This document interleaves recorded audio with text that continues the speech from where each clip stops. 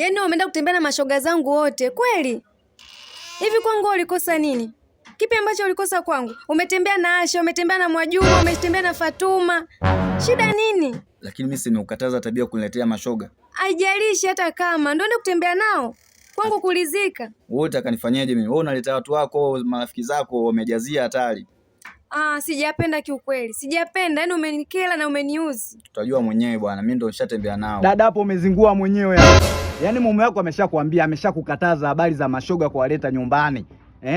Anafanya vile kuepusha ndoa yenu. Sasa wewe mashoga zako unawaleta, makahaba si makahaba, malaya si malaya, mishangingi si mishangingi. Wewe mwenyewe umekauka. Utafikiri mwiko.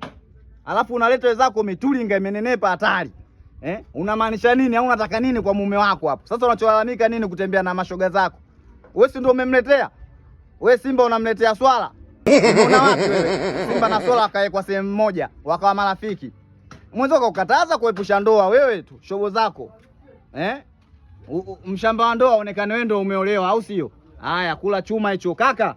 Maliza wote, kama wako 10 hakikisha ubakishe hata mmoja hapo. Wote cheka. Kongota ile jifunze. Wewe mwonapi mashoga mwanangu unajaza umo lundo unaleta. Kaka, safi sana. 5 tena wewe.